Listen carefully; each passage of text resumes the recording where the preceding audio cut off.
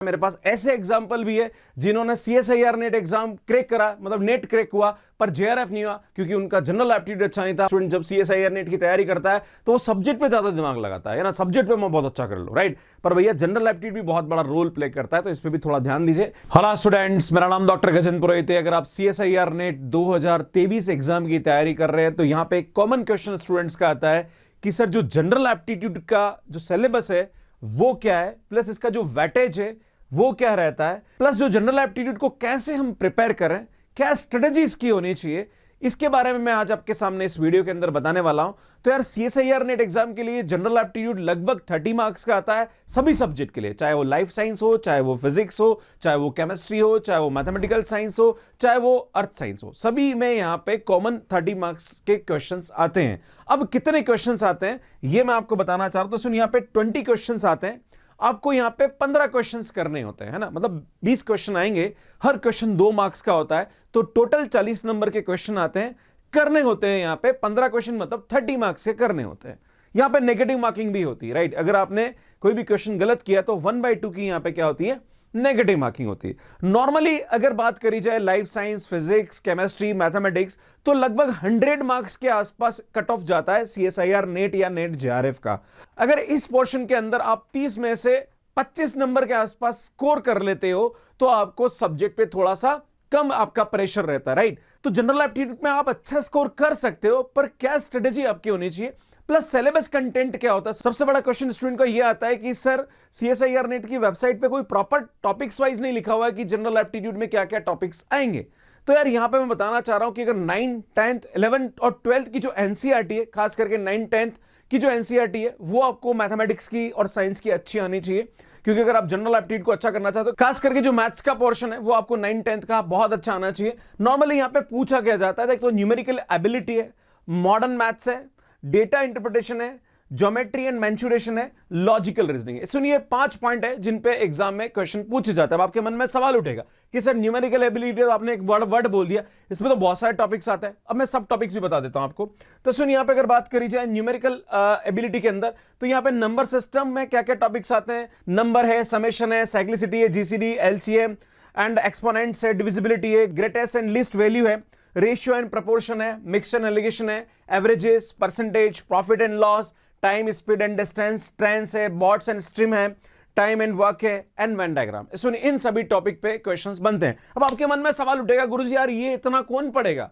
तो यार मैं आपको बताना चाह रहा हूं कि अगर आप प्रीवियस ईयर क्वेश्चंस को भी आप देख लेंगे टॉपिक वाइज तो यार आप अच्छा कर सकते हैं। अब आपके एक और क्वेश्चन उठेगा कि सर प्रीवियस ईयर क्वेश्चन कहां मिलेंगे। भैया अपनों ने यूट्यूब पे वीडियो अपलोड कर रखा है ना, सब मिलेगा आपको previous year question topic wise. मैंने general aptitude for CSIR NET बहुत अच्छा अपलोड कर रखा, आप आईटेप पे जाके देख सकते हैं कि कैसे क्वेश्चंस यहां पे एग्जाम में बनते हैं, पूरा ईयर वाइज आपको वहां पे मिल जाएगा।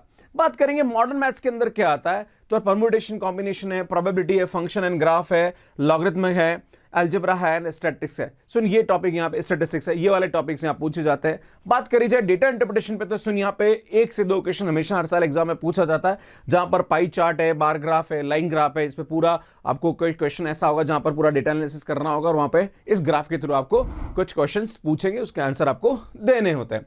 बात करेंगे यहाँ पे ज्योमेट्री एंड मेंसुरेशन। सुन ये भी हमारे पास 9th और 10th लेवल का ही आता है, जहां पर लाइंस एंड एंगल्स है, ट्राइंगल्स है, क्वाड्रिलेटरल्स है, सर्कल्स है, पॉलीगन्स है, कोऑर्डिनेट ज्योमेट्री है, मेंसुरेशन है। सुन ये सब टॉपिक पे क्वेश्चन यहाँ पे बनते हैं। अब बात करेंगे सर लॉजिकल रीजनिंग पे क्या क्या आता है, तो ब्लड रिलेशन पे क्वेश्चन बन जाता है, कैलेंडर्स है, क्लॉक है, कोडिंग एंड डिकोडिंग है, डायरेक्शन साइंस है, लॉजिकल पजल्स है, मिसिंग टर्म्स है, नंबर सीरीज है, साइलोजिज्म है एंड ट्रू एंड फॉल्स के कभी कभी लॉजिक क्वेश्चन भी आ जाते हैं। प्लस कुछ क्वेश्चन ऐसे भी आते हैं जो रियल लाइफ एग्जांपल पे बेस्ड होते हैं, राइट। खास करके साइंस से रिलेटेड कुछ जो कांसेप्ट्स या ग्राफ से रिलेटेड क्वेश्चंस हैं वो भी बन जाते हैं। तो यार ऐसे जो कांसेप्ट्स है वो आपको आना चाहिए, खास करके पजल जो है वो भी कभी कभी क्वेश्चन उस पर बेस्ड बन जाता है। अब आपके मन में सवाल उठेगा, सर स्ट्रेटेजी बताओ, अब तो ये टॉपिक समझ में आ गया, स्ट्रेटेजी क्या होनी चाहिए हमारे। तो यार मैं आपको बताना चाह रहा हूं कि सीएसआईआर नेट का जो जनरल एप्टीट्यूड है उसमें खास करके 9th और 10th की एनसीईआरटी अगर आप कर लेते हैं, अगर आपके घर में कोई आसपास है तो यार उसको फ्री में मैथ्स पढ़ा दो। 9th 10th की अगर कोई बच्चा है तो उसको फ्री पढ़ा दो, कहीं ना कहीं आपका भला हो जाएगा और आपके कॉन्सेप्ट भी क्लियर हो जाएंगे। एक तरीका तो ये है। दूसरा तरीका ये कि जो प्रीवियस ईयर क्वेश्चन जितने भी आए हुए हैं, खास करके 10 साल के पुराने प्रीवियस ईयर क्वेश्चन सॉल्व कर दो, उससे आपको आइडिया लग जाएगा किस टाइप के एग्जाम में क्वेश्चन बनते हैं उससे आपको देखो अल्टीमेटली आपको फार्मूले लर्न करने है ना। कोई इतना भारी क्वेश्चन नहीं आते हैं आपके जनरल एप्टीट्यूड में, है ना। क्वेश्चंस थोड़े से कंसेप्चुअल होते हैं। अगर आपका कंसेप्ट अच्छे क्लियर है, फार्मूले आपको याद है, तो यार भैया आप बहुत अच्छे तरीके से कर सकते हो। दूसरा पॉइंट यहां पे कि आपको पीवाईक्यूज जो है वो सॉल्व कर लेने चाहिए। अगर आपको सॉल्यूशन नहीं मिल रहा है तो मैंने यहां पे बहुत अच्छे वीडियोस अपलोड करके मैं दूसरी बार आपको बोल रहा हूं, तो यार वो आप देख सकते हैं मेरे यूट्यूब पे, या आप यूट्यूब पे जाके सर्च करेंगे general aptitude for CSI net, तो टॉप पे मेरी प्लेलिस्ट मिलेगी, तो वहां से जाके आप इसको कर सकते हैं। तीसरा यहां पे कि जो आपको कितना पढ़ना चाहिए, खास करके स्टूडेंट्स का ये होता है कि सर हम कितना पढ़े।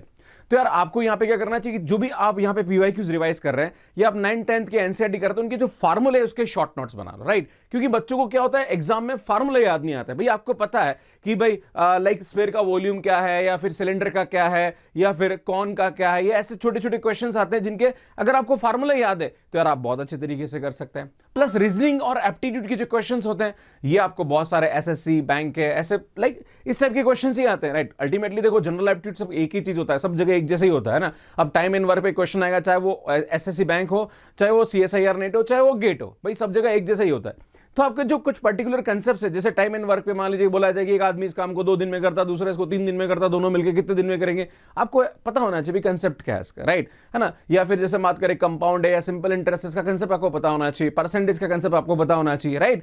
तो कुछ जो जैसे नंबर सिस्टम है, तो नंबर सिस्टम में जो साइक्लिसिटी वाला कंसेप्ट है कि 2 पावर 100 है तो उसकी लास्ट डिजिट क्या आएगा, राइट, है ना।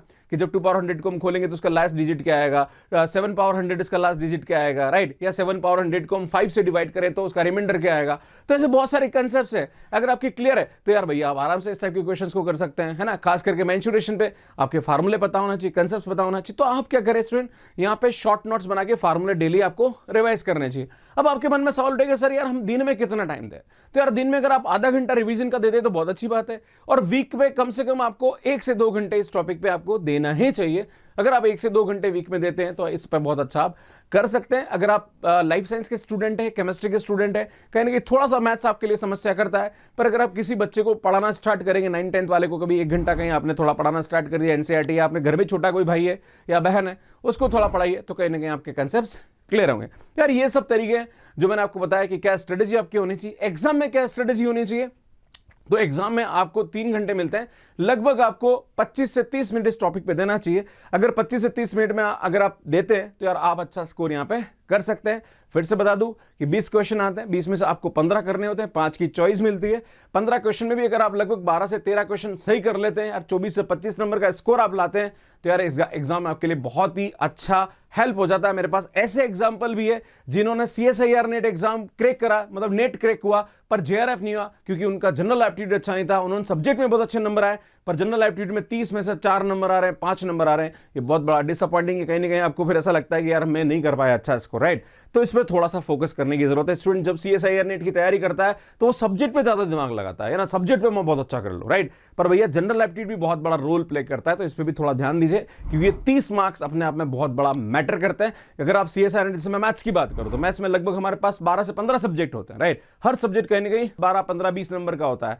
ऐसे जनरल एप्टीट्यूड भी अपने आप में एक सब्जेक्ट है, जितना उस सब्जेक्ट पे टाइम दे रहे उतना उस पर भी दीजिए, है ना, तो आप अच्छा स्कोर कर पाएंगे। तो यार ये सभी बातें मुझे आप सभी से करनी थी। फिर मैं बताना चाह रहा हूं कि अगर सीएसआईआर नेट एग्जाम की तैयारी कर रहे हैं या गेट एग्जाम की तैयारी कर रहे हैं, जनरल एप्टीट्यूड बेहतर करना चाह रहे हैं, यार पूरे के पूरे पीवाईक्यूज मैंने सॉल्व करके डाल रखे हैं, तो आप आईटी पे जाके देख सकते हैं।